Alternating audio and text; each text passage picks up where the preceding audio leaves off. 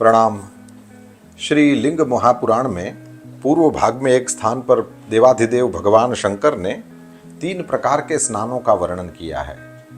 उन स्नानों में भस्म स्नान है, मंत्र स्नान है, मार्जन स्नान है। लेकिन इसके बीच में एक छोटी सी बात बहुत काम की बताई है।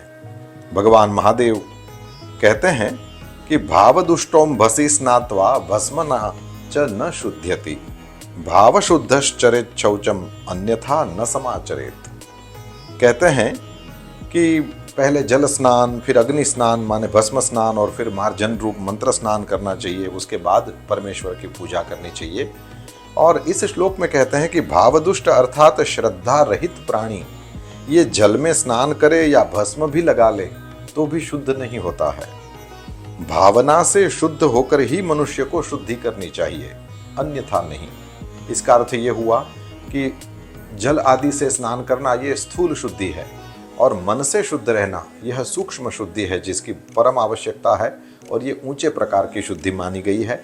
और इस शुद्धि के बिना, भाव शुद्धि के बिना कोई व्यक्ति यदि भावदुष्ट है, फिर स्नान भी कर ले, भस्म भी लगा ले, तो भी वह शुद्ध नहीं होता है।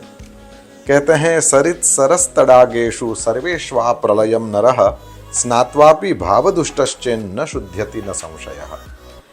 कहते हैं कि प्रलय पर्यंत, 1 दिन 2 दिन नहीं, प्रलय पर्यंत सभी नदियों में, 1-2 नदियां नहीं, 1-2 सरोवर नहीं, लेकिन प्रलय पर्यंत सभी नदियों, सभी सरोवरों, सभी तालाबों में स्नान करके भी यदि कोई व्यक्ति भावना से दूषित मन वाला है तो वो शुद्ध नहीं हो सकता, इसमें संदेह नहीं है।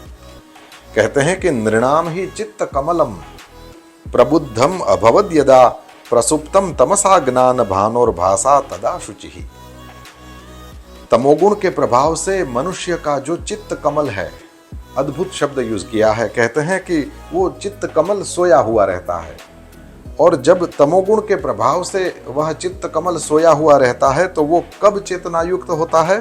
कहते हैं ज्ञान रूपी सूर्य के प्रकाश से वह चित्त कमल चेतनायुक्त हो जाता है, और तभी यह शुद्धि जो है वो हो पाती है। भाव शुद्धि की महिमा हमने इस लिंग पुराण से आज सुनी। परमात्मा कृपा करें कि हम सब भाव शुद्ध हों। आप सबको प्रणाम।